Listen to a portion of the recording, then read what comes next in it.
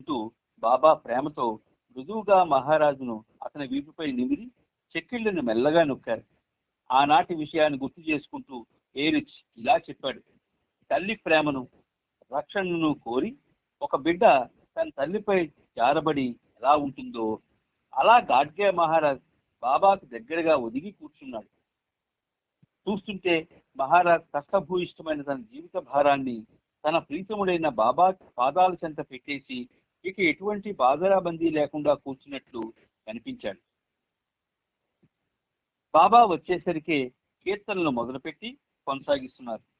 గాడ్గే మహారాజ్ యొక్క ముఖ్య శిష్యుడైన కైకడి మహారాజ్ నదీ తీరంలో కూర్చున్న వేలాది మంది యాత్రికులను ఉద్దేశించి మైకు ద్వారా ప్రసంగించాడు. పెద్ద ఇసుక తీనను వేదికగా చేసుకొని దానిపై నిల్చొని ఉన్నాడు. అతను చెబుతున్నది జనం శ్రద్ధగా వింటున్నారు. చలి తీవ్రంగా ఉంది. విఠోబా బాబా పల్చని వస్త్రాలు ధరించి ఉన్న తేజోమయుడై ఆనందాన్ని చిందిస్తున్నారు. బాబా ప్రక్కనే నిలబడి ఆయన చెయ్యి పట్టుకొని గాడ్గే మహారాజ్ జనసందోహాన్ని ఉద్దేశించి ఇలా ప్రసంగించాడు: మెహర్ బాబా దర్శనం చేసుకోండి. జగద్గురువైన మెహర్ బాబా దర్శనం చేసుకోండి. రాతితో మలిచిన భగవంతుని ప్రతిరూపాన్ని ఆరాధించేందుకు మీరంతా ఇక్కడికి వచ్చినప్పటికీ ఆ రాతి విగ్రహానికి బదులుగా మీ మధ్య విశ్వానికే ప్రభువైన జగన్నాథుని చూస్తున్నారు. మీరంతటి అదృష్టవంతులో గ్రహించండి. ఈ రోజు నాకు అతి చేరువలో మెహర్ బాబా ఉన్నందుకు నేనెంత సంతోషంగా ఉన్నానో మీరన్నటికీ గ్రహించలేరు.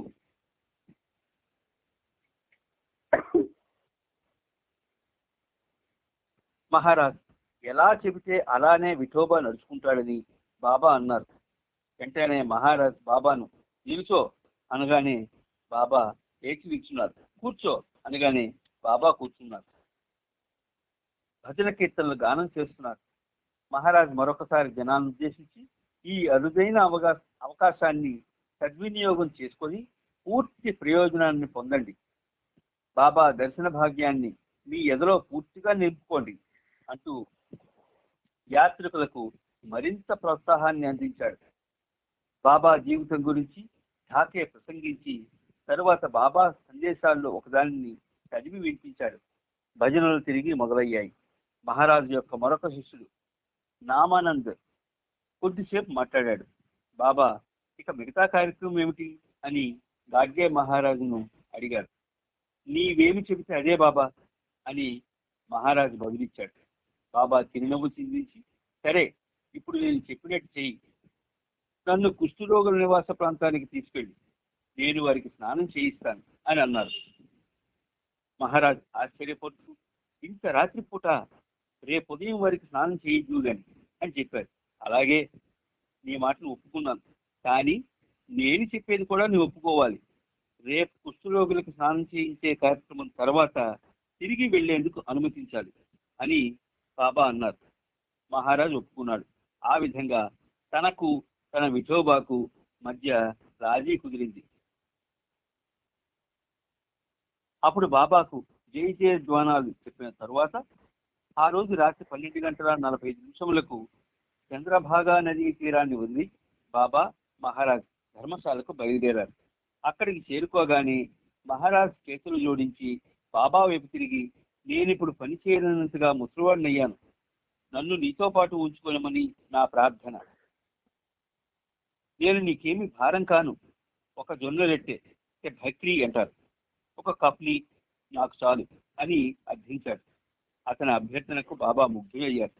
మహారాజ్ చేసిన అభ్యర్థనలోని మాటలు బాబాకు వినోదంగా తోచాయి. బాబా అతన్ని ప్రేమగా ఆలింగనం చేసుకున్నారు.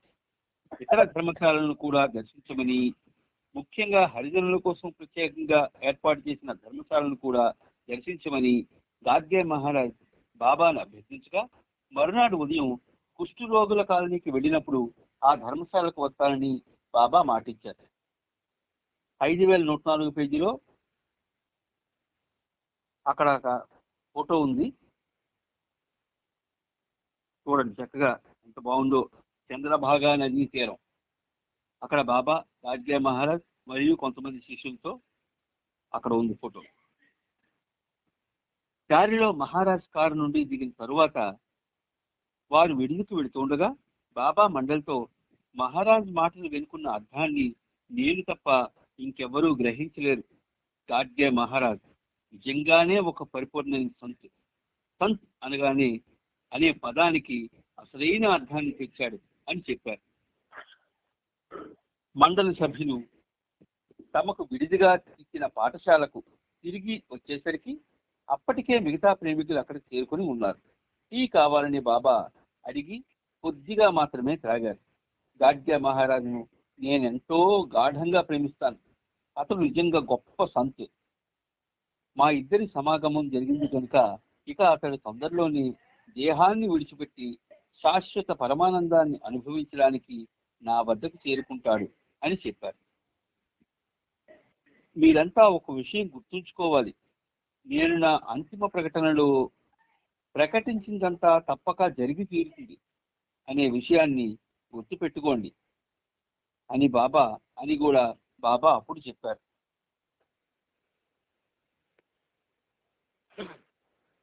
అంతిమ ప్రకటనలోని ముఖ్యాంశాలను మరొక మారు ఉద్ఘాటిస్తూ బాబా ఇంకా ఇలా చెప్పారు. ఈ ప్రకటన గురించి నా ప్రేమికులు మిగతా వారికి తెలియపరచాలని, అవని నలుమూలలా నా ప్రేమ సందేశాన్ని వ్యాప్తి చేయాలని నేను కోరుకుంటున్నాను. ప్రపంచం 4/3 నశిస్తుందని మేము చెబుతుంటే ధనికులు, మేధావులు మమ్మల్ని గేలి చేస్తున్నారు. అదే సమయంలో పేదవారు మా మాటలు నమ్మి ఈ ప్రపంచం త్వరలోనే నశిస్తుందని నొక్కి చెప్తున్నారు అని గాడేకర్ చెప్పాడు. అది విని బాబా ఉల్లాసంగా నవ్వి ఇలా అన్నారు. ప్రపంచ వినాశనంతో పాటు తమ బాధలు, పేదరికం కూడా వాటంతట అవే నాశనం అవుతాయని ఆశ విశ్వాసాలతో పేదవాళ్ళు, అణగారిన వాళ్ళు మీరు చెప్పే మాటలు విని ఒక విధమైన ఊరటను పొందుతారు. స్వయంగా నేను ఇలా చెప్పానని వాళ్ళు నమ్మడం లేదు. ఉన్న పరిస్థితులు వారిని అటువంటి స్థితికి తీసుకురావడం వల్ల వాళ్ళు అలా నమ్ముతారు. స్వార్థగుణం వల్ల వారు తమ బాధల బంధీల నుండి విముక్తిని పొందే దిశగా ఈ పరిస్థితి తమకు ఊరటను, సౌఖ్యాన్ని కలిగించేదిగా పరిగణిస్తారు. ధనవంతులు, మేధావులు అవహేళన చేయడం అనేది సహజమే. వారిని నిందించాల్సిన పని లేదు. అది వారి తప్పు కూడా కాదు. నన్ను ప్రేమిస్తూ నాతో ఎంతో సన్నిహిత సంబంధం ఉన్న మీరే నా అంతిమ ప్రకటనను అర్థం చేసుకోలేనప్పుడు ఇతరులు దీన్ని అర్థం చేసుకుంటారని, విశ్వసిస్తారని అనుకోవడం కేవలం హాస్యాస్పదము. ఇది కొంచెం చెప్తే బాగుంది. ఇదే సరే సరే. బాబా అంతిమ ప్రకటన ఒక విధంగా తన ప్రేమికుల్ని ప్రపంచంలో ఉన్నటువంటి వివిధ రకాల సేవలలో ఉన్నటువంటి భక్తులందరికీ, తరువాత అనేక మంది ఆధ్యాత్మిక మార్గములు ఉన్నత స్థితిలో ఉన్న వాళ్ళ కోసం ఒక్క మాటలో చెప్పాలంటే యావత్ ప్రపంచానికి ఆ అంతిమ మహాప్రకటన బాబా చేశారు. ఇందులో ప్రపంచం 4 వంతుల్లో 3 వంతులు నశిస్తుంది అన్న మాట చాలా మందికి ఒక విధంగా ఆశ్చర్యం, కొంతమందికి భయం, ఇంకొంతమందికి ఇది ఇంకెక్కడైనా ఎవరైనా చెప్పారా అనే అనుమానం, ఇలా రకరకాలుగా బాబా ఉన్నప్పుడే వచ్చాయి. అయితే ఇక్కడ మెహర్ బాబా ఏమంటారంటే, నన్ను ప్రేమిస్తూ నాతో ఎంతో సన్నిహిత సంబంధం ఉన్న మీరే నా అంతిమ మహాప్రకటనను అర్థం చేసుకోలేనప్పుడు ఇతరులు దీన్ని అర్థం చేసుకుంటారని, విశ్వసిస్తారని అనుకోవడం కేవలం హాస్యాస్పదం అన్నారు. సరే, ఎలా బాబా అన్నారు, నన్ను ప్రేమిస్తూ నాతో ఎంతో సన్నిహిత సంబంధం ఉన్న మీరే అంటే ఎవరెవరైతే అప్పటికి బాబా ప్రేమలో ఉన్నారో వాళ్ళందరినీ ఉద్దేశించి వాళ్ళు ఈ అంతిమ ప్రశ్నను అంతిమ మహాప్రశ్న అనే అర్థం అంతిమ మహాప్రశ్న అర్థం చేసుకునేటప్పుడు మిగతా వాళ్ళు అర్థం చేసుకుంటారని విశ్వసిస్తారు అనుకోవడం కేవలం హాస్యాస్పదం అన్నారు.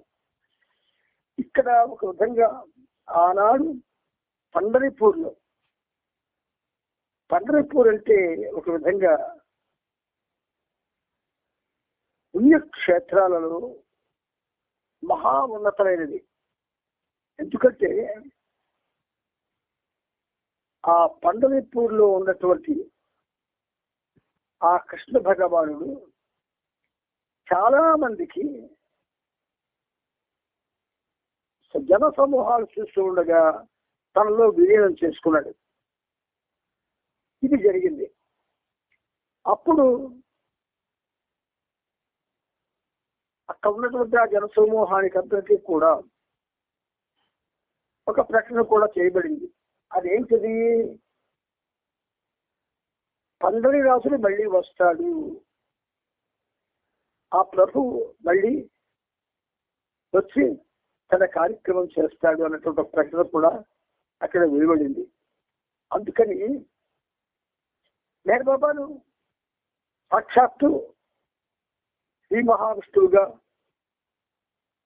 ఆయనే అవతారం దాచి వచ్చినట్లుగా కనుక జీవన సర్వం కూడా ఆయన పాదాక్రాంతం చేసి ఆయనతోనే ఉంటాము, ఆయన స్మరణ చేస్తాము అని ఎవరైతే గట్టి నిర్ణయాన్ని తీసుకుంటారో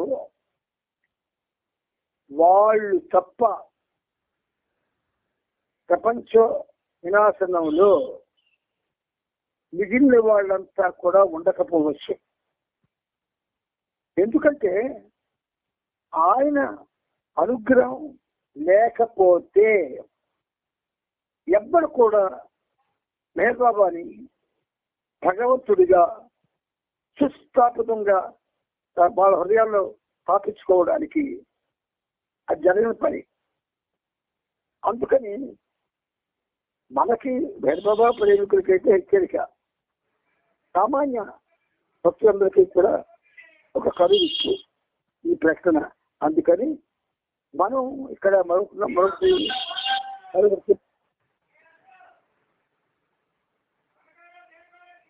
చూడండి. బాబా మరొక మాట ఏమన్నారు, ఎవరు మాట్లాడుతున్నారు, ఏం సౌండ్ ఏంటి? బయట కూరగాయలు అమ్ముకుంటున్నాడు. సరే చూడండి బాబా ఏమంటున్నారు, స్వార్థ గుణం వల్ల తమ బాధరా బందీల నుండి విముక్తి పొందే దిశగా ఈ పరిస్థితి తమకు ఊరటను సౌఖ్యాన్ని కలిగించేదిగా పరిగణిస్తారు. ధనవంతులు మేధావులు అవహేళన చేయడం అన్నది సహజమే. ధనంతో ఉన్నవాళ్ళు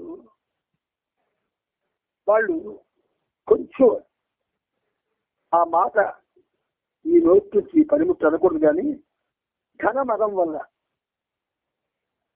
వాళ్ళు దేన్ని ఒక విధంగా కాపరి చేయదు. అందువల్ల ధనవంతులు, ఇక మేధావులు, మేధస్సు ఎక్కడైతే ఉంటుందో అక్కడ బాబా ఉండను అని చెప్పారు ఆయన. నువ్వు ఉన్న చోట ఉండను, మేధస్సు ఉన్న చోట ఉండను అని ఖచ్చితంగా చెప్పారు బాబా. ఎవరెవరైతే మేధస్సుతో కుస్తీ పడుతూ ఇతరులు కూడా కుస్తీ పట్టేటట్లు చేస్తున్నారు, వీళ్ళు కూడా ఈ అంతిమ మహాప్రకటనని బహుశా జ్ఞాపకం ఉంచుకోకపోవచ్చు, అవహేళన కూడా చేయవచ్చు. అని చేసేటంటే ఇది మనందరికీ కూడా కనువిప్పు చేశారు మెహర్బాబా. అయితే అప్పుడెప్పుడో పండరిపూర్లో ఉన్నారు కదా, మరి ఇంతవరకు ఎందుకు 3 వత్తుల్లో 4 వత్తుల్లో 3 వత్తులు నాశనం అవ్వలేదు అని మీకు ఒక అనుమానం రావచ్చు. ఒక్కసారి వెనక్కి వెళ్ళండి. కరోనా వచ్చింది, ఎంత జన నష్టం జరిగింది. ఆ తర్వాత యుద్ధం వచ్చింది, ఎంత జన నష్టం జరిగింది. రకరకాల వైరస్లు ప్రపంచంలో వ్యాపించి ఎంత జన నష్టం జరిగింది. ఇదంతా ప్రపంచ జనాభాలో 3 వంతులు కాకపోయినా 1 వంతు పూర్తిగా ఊడిపోయింది. గుర్తుంచుకోండి. ఇంకా 2 వంతులు ఉంది. ఈ 2 వంతుల్లో మేధావులు ధనికులు ఉన్నారు. వాళ్ళతో పాటు వాళ్ళని అనుసరించే వాళ్ళు, వాళ్ళని నమ్ముకొని ఉన్నవాళ్ళు, వాళ్ళు చెప్పిన విన్నవాళ్ళు, వీళ్ళంతా కూడా సెకండ్ స్థలంలో పోతారు. మిగిలి ఉన్నటువంటి వాళ్ళు ఎవరైతే మెహర్ బాబాని దేవదేవుడుగా, ఆదిదేవుడిగా, శ్రీ మహావిష్ణువుగా విశ్వసించి ఆయన పాదాలే శరణం అనుకుంటూ, ఆయన నామస్మరణ చేసుకుంటూ, ఆయన కోసం తప్పిస్తూ, అహర్నిశం కూడాను ఆయన నామం చేస్తూ జీవిస్తారో వాళ్ళు థర్డ్ కన్నులో కొంతమంది ఉండడానికి అవకాశం ఉంటుంది. అంచేత ఇది ఊహ కాదు, ఇది ఊహ కాదు, క్యాలిక్యులేషన్ కాదు. ఇలాగే జరిగి చెప్తుంది. రాసుకోండి ఎవరైనా మీ డైరీలో. అందువల్ల అంతిమ ప్రకటన ముఖ్యంగా పండరీపూర్లో అది చెప్పబడ్డం చాలా ముదావహం. రెండోది ఆ అంతిమ మహాప్రకటన కాదు లేదా జరగదు అనుకుంటే అంత కట్టే వెళ్తాను. ఇంకో పండుగ నాన్న ప్రపంచ వినాశనం. ప్రపంచ వినాశనం, అవతారుని అవమానం, అవతారుని హింసాయుత మరణం గురించి బాబా చెప్పిన విషయాన్ని మండలి వారు నిజంగా నమ్ముతున్నారా లేదా చెప్పమని బాబా అక్కడున్న మండలి సభ్యులందరినీ ఒకరి తర్వాత ఒకరిని అడిగారు. ఇటువంటి విషయాలు నిజంగా జరుగుతాయా అన్నది నమ్మడం చాలా కష్టమని మండలిలో చాలా మంది దాపరికం లేకుండా బాబా ముందు తమ అభిప్రాయాన్ని చెప్పారు. వారి మాటలకు సమాధానంగా బాబా, ఇటువంటి విషయాలు అంత తక్కువ కాలంలో సంభవించడాన్ని నా ప్రేమికులు కూడా విశ్వసించకపోవడం చాలా సహజం. ఎందుకంటే నేను ప్రకటించిన విషయాన్ని ఇంతవరకు ఏ ఒక్కరూ గ్రహించలేదు. మెహరాబాద్లో నేను ప్రకటించిన విషయం ఏదైతే ఉందో అదంతా సత్యం తప్ప మరొకటి కాదని నాకు ఒక్కరికే తెలుసు అని చెప్పారు. బాబా గంభీర వదనంతో, బాబా ఏమి చెప్పినా అది కేవలం భగవంతునికి మాత్రమే తెలుస్తుంది. ఎందుకంటే మెహరాబాద్లో మాట్లాడింది ఆయనే కనుక, అంటే దైవం కనుక అని చెప్పి, మీరు నన్ను అర్థం చేసుకోకపోయినా నేను మెహరాబాద్లో ప్రకటించిన ప్రతి అంశము ఖచ్చితంగా నేను చెప్పిన తీరులోనే జరిగి తీరుతుంది కనుక మీరు నా మాటలు నమ్మి వాటి యందు విశ్వాసం ఉంచే ప్రయత్నం చేయాలి. నా ప్రేమికులు ఎటువంటి భయము జంకు లేకుండా నా ఈ ప్రకటన గురించి ఇతరులకు చెప్పి తీరాలి అని చెప్పారు. అప్పుడు అక్కడున్న వాళ్ళలో ఒకరు, బాబా మా గురించి మాకేమీ భయం లేదు. మీరు చెప్పిన ఈ సంఘటనలు 1955 ఏప్రిల్ నెలాఖరికి సంభవించకపోతే జనంలో మా ప్రీతమ బాబా పట్ల చాలా చెడ్డ అభిప్రాయం ఏర్పడుతుంది కదా అనే అభిప్రాయంతో మీరు ప్రకటించిన విషయాలను సామాన్య జనానికి చెప్పడానికి వెనకాడుతున్నాం. మా విషయానికి వస్తే మేము మిమ్మల్ని గాఢంగా ప్రేమిస్తూ మీ యందు మాకు విశ్వాసం ఉన్నందుకు మీరు చెప్పినవి నిజంగా సంభవించకపోయినా మాపై దాని ప్రభావం ఉండదు అని చెప్పాడు. ఇది విని బాబా నవ్వాపుకోలేకపోయారు.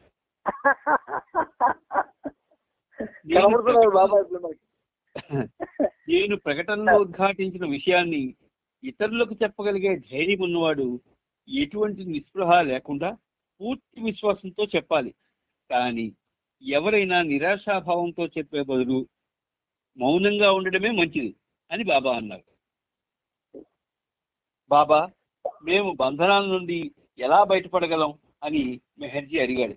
బాబా ఇలా బదులిచ్చారు, మీరు బంధనాలలో చిక్కుకొని లేరు.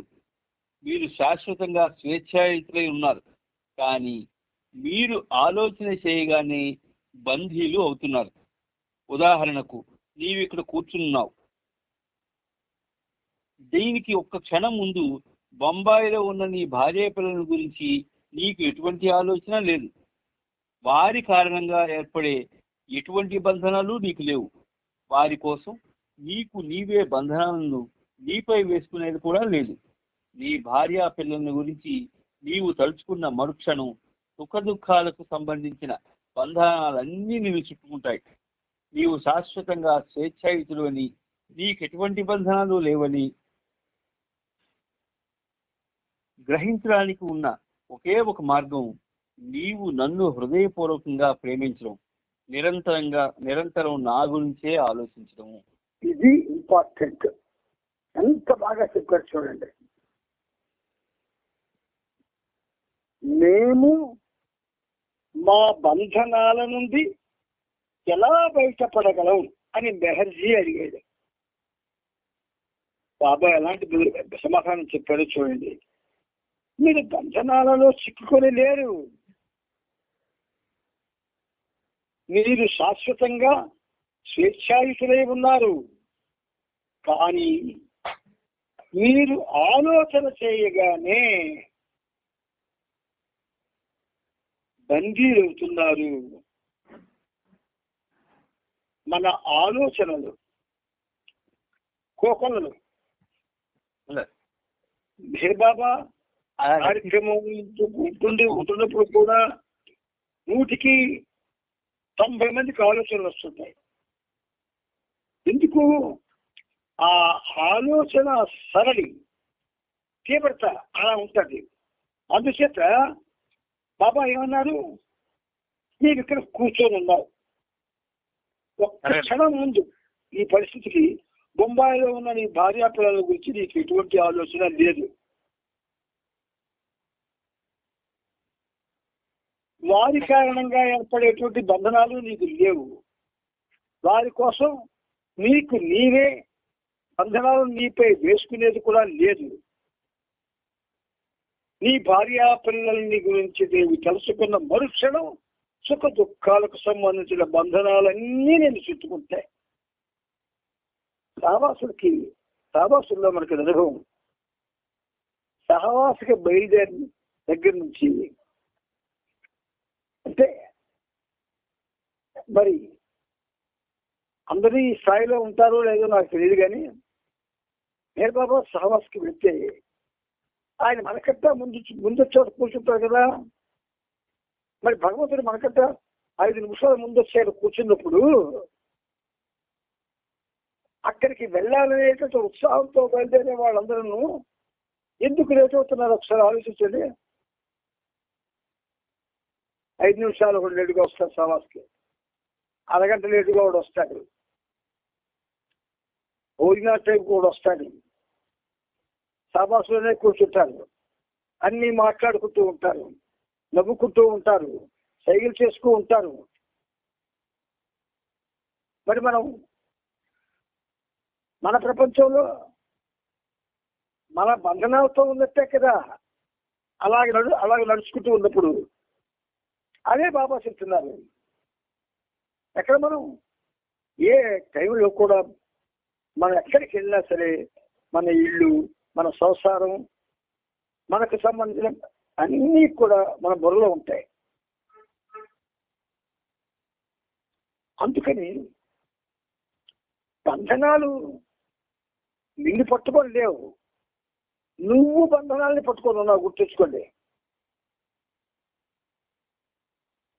ఎక్కడికి వచ్చినా అడిగి పెట్టుకుంటున్నావు నువ్వు. హైదరాబాద్లో కూడా అదే పరిస్థితి. అందుకని నీకు ఎటువంటి బంధనాలు లేవని గ్రహించడానికి ఉన్న ఒకే ఒక మార్గం నీవు నన్ను హృదయపూర్వకంగా ప్రేమించడం, నిరంతరం నా గురించే ఆలోచించడం. అది ఎవ్వరూ చేయలేదు. నిరంతరం బాబా గురించి ఆలోచించాలంటే ఎవరికి సాధ్యం అవుతుందంటే, అంటే నిరంతరం కాదు, కొంతవరకు. పేషెంట్ గా బెడ్ మీద ఉంటాడు, డాక్టరు కరెక్ట్గా చెప్పడానికి పరిస్థితిని. వాడికి ఆందోళన ఎక్కువైపోతుంది, చచ్చిపోతానేమో అని భయం ఏర్పడుతుంది. వాడిని సంరక్షిద్దామని వెళ్ళిన వాళ్ళ చుట్టూ ఉన్న వాళ్ళకి భయం పట్టుకుంటుంది. అప్పుడు ఆ భయం ఆ పేషెంట్ని పూర్తిగా ప్రాణం మీద ఆశ్రయం చేస్తుంది. ఆ చుట్టూ వాళ్ళకి కూడా ఆ మనిషి మీద అనుమానం రేకెత్తించేస్తుంది. కానీ ఏమి జరగలేదు, జాగ్రత్తగా వినండి, ఏమి జరగలేదు. కోలుకోవడానికి టైం పడుతుందండి.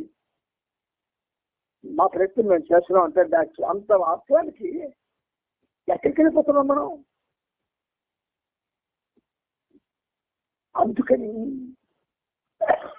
మన ఆలోచనలు ఎప్పుడు బాబా మీద కేంద్రీకృతమవ్వాలా. సహవాస్ లేదా మెహరాబాద్ లేదా మరొక దగ్గరికి బాబా పని మీద బాబా కోసం వెళ్తే నీ ధ్యాస బాబా మీద ఎందుకు వండుకుంది? ఏమిటైంది నీకు? నీకెవరు ఆపుతారు? నిన్నెవరు అడ్డుతారు? ప్రతి క్షణం నీ గురించి నువ్వు ఆలోచిస్తున్నావు, నీకున్న సమస్యల గురించి ఆలోచిస్తున్నావు, నీ ఫ్యామిలీ గురించి ఆలోచిస్తున్నావు, నీ బ్యాంక్ బ్యాలెన్స్ గురించి ఆలోచిస్తున్నావు, ఎవరెవరికి పంపించావో ఆ అప్పు గురించి ఆలోచిస్తావు, నూతన సినిమాలు ఏమైనా వచ్చామో వెళ్ళాలని దాని గురించి ఆలోచిస్తావు. ఇలా రకరకాలుగా నువ్వు అందులో పడిపోతూ ఉడికిపోతూ ఉంటే బాబా ఏం చేస్తాడు? నీకు చేస్తాడు గుర్తుంచుకోండి. 24 గంటలు బాబా గురించి మనం ఆలోచించగల శక్తి మనకి ఇచ్చాడు ఆయన. ఆ శక్తి లేకపోతే బెడ్ మీద పేషెంట్ ఇలా బాబా గురించి అలసడం అల్లల్లో ఆడిపోతారు చెప్పండి. ఆయన రెండు చేయగలడు ఆయన. అందుకే నీకు ఎటువంటి బంధనాలు లేవని గ్రహించడానికి ఒకే ఒక మార్గం ఏంటంటే నీవు నన్ను హృదయపూర్వకంగా ప్రేమించడం, నిరంతరం నా గురించి ఆలోచించడం. ఇది మనం చెయ్యాలి. చేయడానికి కలిసి మీ ప్రభు చెప్పాడు కదా, మన ప్రభు ప్రేమతో చెప్పింది మనం ఆచరించడానికి మన చేసి పంకటం. అందుకని ప్రయత్నం చేద్దాం. Let us try at our level best. అప్పుడు మాత్రం ప్రయత్నించండి. అలాగ ప్రయత్నిస్తే మీరు పొందే ఆనందం అంతా ఉండదు. ముందుకెళ్ళాను. బాబా మంచి సంతోషకరమైన మూడ్ లో ఉన్నారు. బాబా అక్షర ఫలకాన్ని విసర్జించినప్పటి నుండి తన భావాలను వ్యక్తం చేయాలనే స్ఫూర్తితో ఉండగా ఆయన్ని మండల వారు చూడడం ఇదే మొదటిసారి. బాబా తన ఆలోచనలను ఉత్తేజభరితమైన హావభావాలతోనూ సంజ్ఞలతోనూ ఎటువంటి శ్రమ లేకుండా వ్యక్తం చేయడం చూసి మండల సభ్యులంతా ఆశ్చర్యపోయారు. బాబా చేతిలో అక్షర ఫలకం లేదని ఎవరికీ అనిపించలేదు. అప్పుడు బాబా చర్చలో ఆపి పూనా భజన మండలి వారిని కొన్ని గీతాలు పాడమని అడిగారు. సూర్యోదయం కాగానే బాబా మండలి సభ్యులు టీ తీసుకొని స్నానాదులు ముగించారు. గాడ్గే మహారాజును వెంట పెట్టుకొని బాబా కుష్ఠరోగుల కాలనీకి బయలుదేరారు. మహారాజ్ మొదట బాబాను ఉదయం 8 గంటలకు హరిజన ధర్మశాలకు తీసుకువెళ్ళాడు. పెద్ద కాంపౌండ్తో ఉన్న ఆ ప్రాంగణంలో బాబా హరిజనుల మధ్య కొంతసేపు కూర్చున్నారు. ఆ తరువాత కుష్ఠరోగుల కాలనీకి వెళ్ళారు. పండరీపురం వచ్చిన తీర్థయాత్రికులకు ఆ రోజు గొప్ప పర్వదినం. వేలాది మంది యాత్రికులు పవిత్ర చంద్రభాగా నదిలో స్నానమాచరిస్తున్నారు. ఒక్క కుష్ఠరోగి తప్ప కాలనీలోని కుష్ఠరోగులంతా నది ఒడ్డుకు భిక్షాటనకే వెళ్ళిపోయారు. భిక్షకు వెళ్లకుండా ఉండిపోయిన ఈ కుష్ఠరోగి ఎంతటి అదృష్టవంతుడో కదా. దైవీ మానవుడు బాబాయే స్వయంగా తన ప్రేమ కరుణ అనే పవిత్ర జలాల్లో అతన్ని ముంచి స్నానమాచరింప చేయడానికి వచ్చారు కదా. అతన్ని ముంచి వేడి నీళ్లు తీసుకొచ్చారు.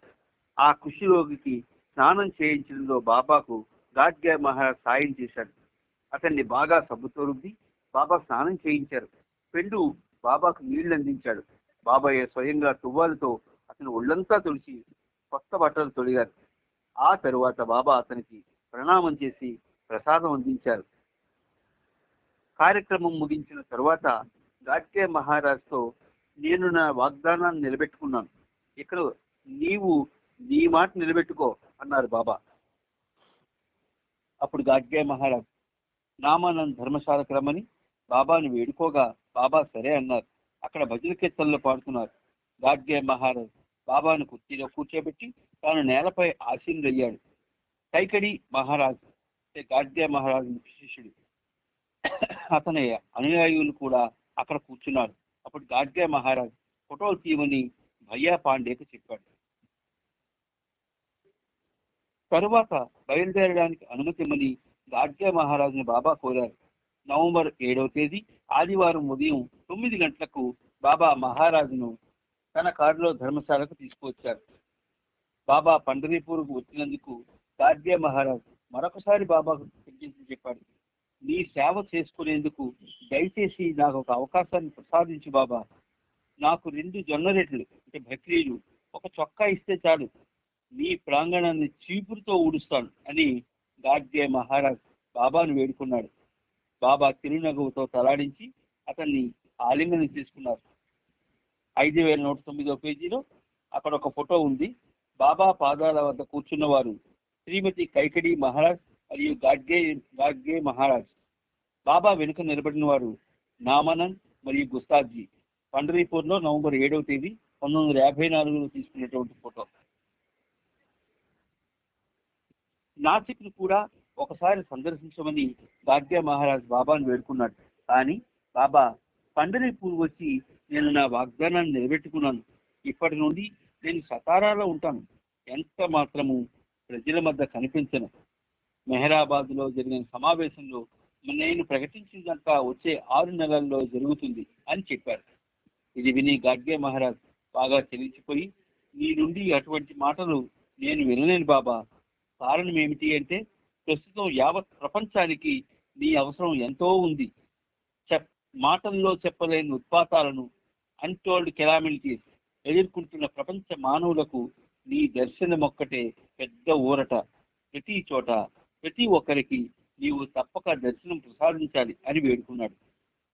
అప్పుడు బాబా తొందరలో నేను నా మౌనాన్ని విరమించి నా అసలైన దర్శనాన్ని రియల్ దర్శన్ యావత్ ప్రపంచానికి ప్రసాదిస్తాను. నా భౌతిక శరీరాన్ని దర్శించినంత మాత్రాన ప్రపంచ మానవులు శాశ్వత ప్రయోజనాన్ని పొందలేరు. మౌన విరమణలో నా నోటి ద్వారా వెలువడిన సత్యవాణి ప్రజల హృదయపు లోతుల్లో చొచ్చుకొని వెళుతుంది. ఆ ఒక్క మాటే నా వాస్తవ దర్శనపు శాశ్వత ప్రయోజనాన్ని ఇవ్వగలదు. నన్ను సతారాలో దర్శించే ప్రయత్నం చేయకు. విధి ముందుగా నిర్ణయించిన ప్రతి సంఘటన వాస్తవ రూపం పొందడానికి ముందు అదే మన చివరి సమావేశం అని మహారాజుతో బాబా చెప్పారు. ఇక వారు ధర్మశాల చేరుకునేంత వరకు కారులో మౌనమే నెలకొన్నది. అక్కడికి రాగానే బాబా గాడ్గే మహారాజ్ కారు దిగారు. గాడ్గే మహారాజ్ బాబాకు ప్రణమిల్లగా మహారాజు కూడా బాబాకు ప్రణమిల్లారు. మహారాజు కూడా బాబా ప్రణమిల్లారు. అప్పుడు బాబా మండలి సభ్యులు మరియు ప్రేమికులంతా వేచి చూస్తున్న చోటికి కారులో తిరిగి వెళ్ళారు. ఒక్కొక్కరికి వీడ్కోలుగా బాబా ప్రేమతో వీపు తట్టి సతారాకు తిరిగి బయలుదేరారు. నెక్స్ట్ చాప్టర్ స్పష్టీకరణ, ధృవీకరణ మరియు నిర్ణయం. 5111వ పేజీలో సతారాలో 1955లో బాబా ఉన్న ఫోటో చాలా వెరైటీగా ఉంది. ఆ ఫోటో పుస్తకం ఉన్న వాళ్ళు చూడండి. ఆ రాత్రి పండరీపూర్ నుండి తిరిగి వచ్చిన తరువాత అంతిమ ప్రకటనలో బాబా చెప్పిన అంశాలను గురించి పురుష మండలి చర్చిస్తూనే ఉన్నారు. నారీమన్ కొన్ని రోజులు సతారాలో ఉందామని వచ్చాడు. అతన్ని కూడా అంతిమ ప్రకటీకరణకు సంబంధించిన చర్చ పట్ల ఆసక్తి కలిగింది. నవంబర్ 8వ తేదీన భావు, అలోబా యథావిధిగా బాబాను రోజ్వుడ్ బంగ్లాకు తీసుకొచ్చేందుకు గ్రాఫ్టన్ బంగ్లాకు వెళ్ళారు. పురుషుల మండలి వారు ఏం మాట్లాడుకుంటున్నారు అని బాబా దారిలో భావుని అడిగారు. అతడు బాబాకు మండలి వారు చర్చిస్తున్న విషయాన్ని గురించి చెప్పాడు. రోజ్వుడ్ బంగ్లాకు చేరుకొని మరొక విషయాన్ని గురించి చర్చిస్తూ బాబా తన ప్రకటన గురించి వివరించారు. ఈ వివరణయే సర్క్యులర్ రూపంలో 1954 నవంబర్ 20వ తేదీన సంబంధిత వ్యక్తులకు పంపించబడింది. తాను పండరీపూర్ దర్శించాలనుకుంటున్నట్లు, అంతేకాకుండా జనబాహుల్యాన్ని తాను కలుసుకోవడం అదే ఆఖరిసారిని కూడా మెహరాబాద్ లో సమావేశం జరుగుతున్న సందర్భంలో బాబా చెప్పారు. బాబా అక్షర ఫలకాన్ని వినియోగించడం ఆపివేసినప్పటికీ మరియు ప్రజా దర్శనాన్ని ఇవ్వడం ఆపివేసినప్పటికీ సంత్ గాడ్గే మహారాజుకి ఇచ్చిన వాగ్దానాన్ని నిలబెట్టుకునేందుకు బాబా నవంబర్ 6వ తేదీన పండరీపూర్ సందర్శించారు. అక్కడ వేలాది మంది బాబా దర్శనాన్ని పొంది ఆయన ఆశీస్సులను అందుకున్నారు. పండరీపూర్ సందర్శన తరువాతి రోజున బాబా తన చేతి సంజ్ఞలతోనూ ముఖ కవళికలతోనూ మండల వారికి ఈ దిగు వివరణను ఇచ్చారు. నా మాటలు వెనుక దాగిన అర్థాన్ని ఎవరూ గ్రహించలేరు కనుక నేను చెప్పిన విషయాలను అర్థం చేసుకుని విశ్వసించడం అన్నది వాస్తవానికి చాలా కష్టమైన విషయం. నా అంతిమ ప్రకటనను చివరికి నా సన్నిహిత మండలి కూడా అర్థం చేసుకోలేకపోవడం సహజమే. కానీ నేను నా ప్రకటనలో చెప్పిందంతా అక్షర సత్యం. అందువల్ల మెహరాబాద్ సమావేశాల్లో నేను చెప్పిన ప్రతి అంశాన్ని మీరు గంభీరంగా తీసుకోవాలని నేను ఆకాంక్షిస్తున్నాను. అంతేకాదు, ఆ మాటలు దేవుని మాటలు. ప్రకటనలో చెప్పిన విషయాలన్నీ సరిగ్గా నేను వర్ణించిన తీరులోనే జరిగి తీరుతాయి. ప్రపంచంలో 4/3 నాశనమవుతుందని, ఈ శరీరానికి ఒక వింత వ్యాధి సోకుతుందని, నేను అవహేళన పాలవుతానని, మాటలకే మాట అయిన ఒకే ఒక మాటను అంటే పదాన్ని ఉచ్చరించి నేను నా మౌనాన్ని విరమిస్తానని, అంతటా నా దివ్య వైభవం వెలసిల్లుతుందని, చివరికి నన్ను వెన్నుపోటు పడవడంతో నేను నా శరీరాన్ని త్యజించడం జరుగుతుందని నేను ప్రకటించిన మొట్టమొదటి రోజు నుండి నా ప్రేమికులు, ఇతర వ్యక్తులు నా మాటలోని అర్థాన్ని రకరకాలుగా వివరించడానికి ప్రయత్నిస్తున్నారు. నా మాటలను ప్రతి వ్యక్తి తన భావాలకు అనుగుణంగా తనకు తోచిన రీతిలో వ్యాఖ్యానించడానికి స్వేచ్ఛ ఉంది.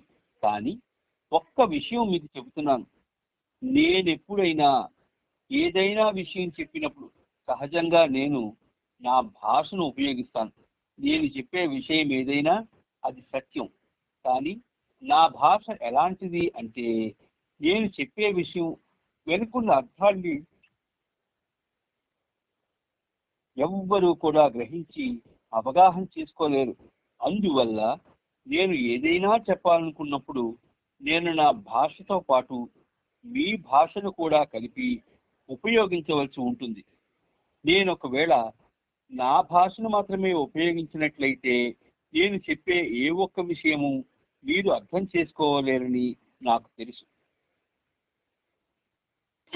నా అంతిమ ప్రకటన మీకు అర్థమయ్యేందుకు నా సహాయం అందించి మీలోని గందరగోళాన్ని, ఆందోళనను దూరం చేసేందుకు గాను మెహరాబాద్ సమావేశంలో ఆ రోజు నేను అక్షర ఫలకం చూపిస్తూ చెప్పి వ్రాయించిన దిగువ విషయాన్ని నేను ఇప్పుడు ఇచ్చే వివరణ సాయంతో అర్థం చేసుకోమని కోరుతున్నాను.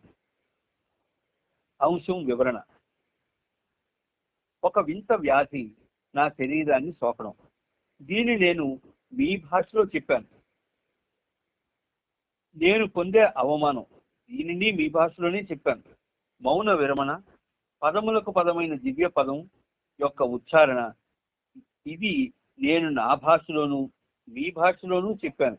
ఎందుకంటే నేను ఆ పదాన్ని ఉచ్చరించినప్పుడు అది మీకందరికీ వినబడే పదం కాబట్టి. నా దివ్య వైభవం, దీనిని నేను నా భాషలోను మీ భాషలో కూడా చెప్పాను. 4/3 ప్రపంచం నాశనం, దీనికి కేవలం నా భాషలోనే చెప్పాను. నాకు కలిగే వెన్నుపోటు, ఇది కూడా ఒక్క నా భాషలోనే చెప్పాను. నా దేహ త్యాగం, ఇది నా స్వీయ భాషలోను అలాగే మీ భాషలో కూడా చెప్పాను.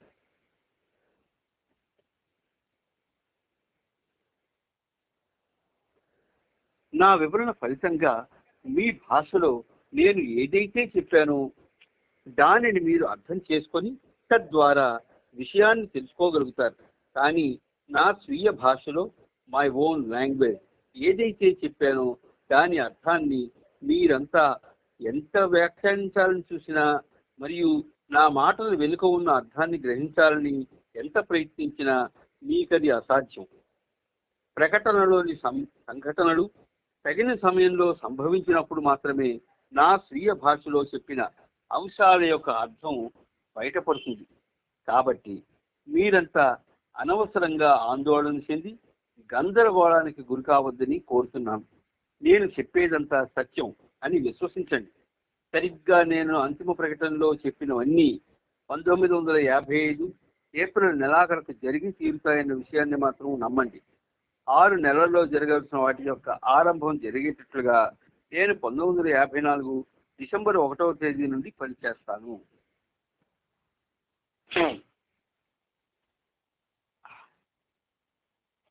డిసెంబర్ 1వ తేదీ నుండి 40 రోజుల పాటు ఒక ప్రత్యేకమైన కార్యాన్ని తలపెట్టినట్లు బాబా ప్రకటించారు. అందువల్ల ఆ ప్రత్యేక కార్యక్రమం ముందు రోజైన నవంబర్ 30వ తేదీన ఒక ఖవాలీ ప్రోగ్రాం ఏర్పాటు చేశారు. జాదవ్ ఖవాలీ అనే ఖవాలీ గాయకుడిని బొంబాయి నుంచి సతారాకు పిలిపించారు.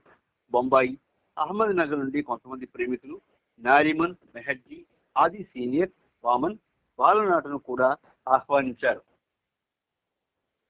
ఖవాలీ కార్యక్రమం జరిగే రాఫ్టన్ బంగ్లాలో ఆనాటి రాత్రి 9 గంటలకు అందరికీ తేనీరు ఇచ్చే ఏర్పాట్లు ఉన్నందున ఆ సాయంత్రం ఎవరికీ టీ ఇవ్వద్దని బాబా అలోబాను ఆదేశించారు. రాఫ్టన్ బంగ్లాలో శ్రీ మండలి వారు పరదా వెనుక కూర్చొని ఖవాలీ వినేందుకు గాను కార్యక్రమాన్ని గ్రాఫ్టన్ బంగ్లాలో ఏర్పాటు చేయించారు. ఆది జూనియర్ ను సతారాకు ఆహ్వానించారు. సాయంకాలానికి అతడు బంగ్లాకు వచ్చి అలోబాను టీ ఇవ్వమని అడిగాడు. ఆ సాయంకాలం ఎవరికి టీ ఇవ్వద్దన్న బాబా నిషేధాజ్ఞను మరిచి అలోబా ఆది జూనియర్ కి బాబా ఆదేశం గురించి చెప్పకుండా అతనికి టీ తయారు చేసి ఇచ్చాడు. ముందుగా సూచించినట్లుగానే ఖవాలీ గాయకుడు, అతని అనుచరులు, మండల సభ్యులు రాఫ్టన్ బంగ్లాకు చేరుకున్నారు. వాళ్లతో ముందుగా కాసేపు మాట్లాడి, బాబా ప్రతి ఒక్కరికి ఈ రాత్రి 9 గంటలకు టీ ఇవ్వబడుతుంది. ఆ తర్వాత ఖవాలీ గానం ప్రారంభమవుతుంది. ఎవరైనా అంతకు ముందే సాయంకాలం తాగారా అని అడిగారు. తాను టీ తీసుకున్నట్లు ఆది జూనియర్ చెప్పాడు. నీకెవరిచ్చారు అని బాబా అడిగారు. అలోబా అని ఆది జూనియర్ జవాబిచ్చాడు. బాబా కోపంతో, బాబా నీవెందుకు నా ఆదేశాన్ని ఉల్లంఘించావు అని అలోబాను గద్దించారు. ఆది మీ తమ్ముడు కదా బాబా అని అలోబా సమాధానం చెప్పాడు. ఆ మాటలు బాబా ఆగ్రహాన్ని మరింత పెంచాయి. అలోబాతో, అతడు నా సోదరుడైన కారణంగానే నీవు ఆదిని అంత గొప్పగా ఊహించుకుంటే ఇక నీవు అతనికే విధేయుడివై అతన్ని అనుసరించడమే మంచిది. వెళ్ళి అతనితోనే ఉండు, నాతో అక్కర్లేదు అంటూ బాబా చేవాట్లు పెట్టారు. అప్పుడు ఆది జూనియర్ కలుగు చేసుకుని, బాబా మీ ఆదేశం గురించి నాకు ముందుగా తెలిసి ఉంటే నేను అసలు టీ ఇమ్మని అడిగి ఉండేవాడిని కాదు అన్నాడు. నీకు టీ చేసి ఇస్తే నేను సంతోషిస్తానని అలోబా నీకు టీ ఇచ్చాడు. నా ఆదేశాన్ని ఉల్లంఘించిన వాడు నాకు శత్రువు అనే విషయం అలోబాకు తెలియదు. నేను చెప్పినట్టు నడుచుకునేవాడే నాకు నిజమైన సోదరుడు అవుతాడు. నా ఆజ్ఞను ఉల్లంఘించిన వాడు ఎన్నటికీ నా సోదరుడు కాజాలడు అంటూ బాబా విమర్శిస్తూ వ్యాఖ్యానించారు. అంటే ఇప్పుడు బాబా కూడా ఆయన శత్రువులనే అంటే ముందుకెళ్ళారు. బాబా బాగా కోపంలో ఉన్నందున ఖవాలీ ప్రోగ్రాంను రద్దు చేసి అందరినీ రోజుడ్ బంగ్లాకు తిరిగి వెళ్ళమని ఆదేశించారు. వచ్చిన ఖవాలీ గాయకులు లేచి నిలబడ్డారు. వాళ్ళ సంగీత వాయిద్య పరికరాలన్నింటినీ తిరిగి సర్దుకొని వెళ్ళిపోదామనుకుని ముందుకి అడుగులు వేసేంతలో బాబా వాళ్ళను వెనక్కి పిలిపించారు. అలోబాను క్షమించారు. ప్రతి ఒక్కరూ టీ తీసుకున్నారు. ఖవాలీ గానం ప్రారంభించి అర్ధరాత్రి వరకు కొనసాగించారు. బాబా గానాన్ని ఏకాగ్ర చిత్తంతో ఆలకించి అమితంగా ఆనందించారు. ఇప్పుడు ఆయన అతి ఉల్లాసంగా ఉన్నారు. అంతా తనను అనుసరించగా బాబా రోజ్వుడ్ బంగ్లాకు వెళ్ళారు. అక్కడ ఖవాలీ కార్యక్రమం కొనసాగింది. అర్ధరాత్రి 1 గంట సమయంలో అలోబాతో టీ తయారు చేయమని బాబా చెప్పారు. కాసేపు అయిన తర్వాత బాబా వంటశాలలోకి వెళ్ళారు. బాబాని చూడగానే అలోబా తీవ్ర భావోద్వేగంతో బాబాని గట్టిగా పట్టేసుకున్నాడు. తర్వాత ఖవాలి వింటూ వింటూ అలోబా వెర్రి ఆవేశానికి లోనయ్యాడు. మండలి వాళ్ళు అతన్ని అదుపు చేసి ఆ గదిలో నుండి బయటకు తీసుకువెళ్ళవలసిన పరిస్థితి ఏర్పడింది. అలోబాను జాన్ బిల్లాకు తీసుకువెళ్ళమని భావు మెహర్జీలకు ఆదేశం ఇచ్చారు. వాళ్ళు అతన్ని తీసుకుని వెళ్లి పరుండు పెట్టారు. మెహర్జీ తిరిగి రోజ్వుడ్కి వెళ్ళాడు. భావు అలోబాతో పాటు జాల్ విల్లాలో ఉన్నాడు. ఖవాలి తెల్లవారుజామున 4 గంటల వరకు కొనసాగింది. తరువాత బాబా గ్రాఫ్టన్ బంగళాకు వెళ్ళిపోయారు. మెహర్జీ, నారిమన్, ఆది సీనియర్, ఆది జూనియర్, వామన్ మరియు బాలనటు వాళ్ళ వాళ్ళ ప్రదేశాలకు వెళ్ళిపోయారు. ఆ విధంగా బాబా చేయదలిచిన 40 రోజుల ప్రత్యేక కార్యక్రమం ప్రారంభమయ్యింది.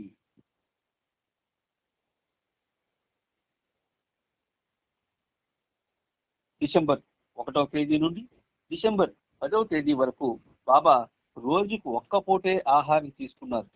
11వ తేదీ నుండి 20వ తేదీ వరకు కేవలం ద్రవ పదార్థాలపైనే ఉన్నారు. డిసెంబర్ 21 నుండి జనవరి 10 వరకు 1 కప్పు కాఫీ, 1 గ్లాసు పండ్ల రసం రోజుకి 2 సార్లు తీసుకుంటూ ఉపవాసం చేశారు. పురుష మండలి వారికి కూడా ఆహారం విషయంలో కొన్ని నిబంధనలు విధించారు. ఈ సమయంలో బాబా రోజు 2 గంటల సేపు జాల్ విల్లాలో సైకోబాద్తో కూర్చుని విశ్వకార్యం నిర్వహించేవారు. మండలి వాళ్ళను కలుసుకోవడం పూర్తిగా మానివేశారు. 1955 జనవరి 9 ఆదివారం నాడు బాబా 56 మంది పేదలకు భోజనం పెట్టారు. ఇంతేకాకుండా అనాథ శరణాలయం నుండి 50 మంది బాలికలను పిలిపించి వాళ్లకు నూతన వస్త్రాలను ఇచ్చారు. అలాగే కుష్ఠరోగుల కాలనీకి చెందిన 50 మంది కుష్ఠరోగులకు ఒక్కొక్కరికి ఒక్కొక్క కొత్త చొక్కాను అందజేశారు. ఆ రోజు అర్ధరాత్రి సమయంలో బాబా ఆదేశాలను అనుసరించి స్త్రీ పురుష మండలి సభ్యులు బాబా లయబద్ధంగా చప్పట్లు కొడుతూ భగవన్నామాన్ని గట్టిగా ఉచ్చరించారు. జై బాబా. अवतार मेहर बाबा की जय। जय बाबा। बाबा की जय। अवतार मेहर बाबा की जय। అవతార్ మెహర్ బాబాకి జై. అందరికి జై బాబా. జై బాబా.